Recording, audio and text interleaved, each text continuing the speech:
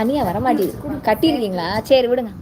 Sir இப்போ நீங்கள் பார்த்துட்டு இருக்க மெட்டி வந்து பார்த்தீங்கன்னா சைடு வந்து பார்த்தீங்கன்னா ஜடப்பின்னல் மெட்டின்னு சொல்லுவாங்க. இது வந்து பார்த்தீங்கன்னா நமக்கு வந்து யூனிக் கலெக்ஷனாக இருக்கும்.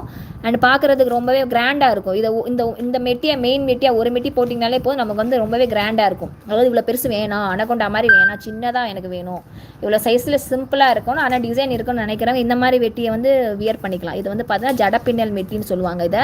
அண்ட் சென்டரில் வந்து பார்த்தீங்கன்னா மைக்ரோ ஸ்டோன் போட்டு ஒர்க் பண்ணியிருப்பாங்க. White colour stone pink colour stone வந்து திலகம், பிங்க் கலர் ஸ்டோனை திலகம் ஷேப்பில் நமக்கு வந்து ஒர்க் பண்ணியிருப்பாங்க.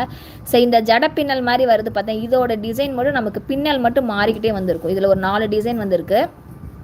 இதோட வெயிட் வந்து பார்த்தீங்கன்னா நமக்கு 5.5 கிராம் வரும். ஸோ இதோட வெயிட் வந்து பார்த்தீங்கன்னா 5.5 கிராம் வரும்.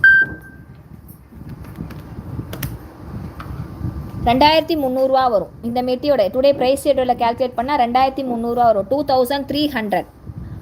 ஸோ இந்த மெட்டி சிம்பிளாக இருக்கணும் ஆனால் கிராண்டாக இருக்கும்னு நினைக்கிறேன். இந்த மாதிரி மெட்டி வந்து போட்டுக்கலாம். இது வந்து ஜடப்பின்னல் சொல்லுவாங்க. இந்த மெட்டியோட பேர் வந்து ஜடப்பின்னல் மெட்டின்னு கேட்டிங்கன்னா உங்களுக்கு வந்து காமிப்பாங்க. சார் இதில் அனதர்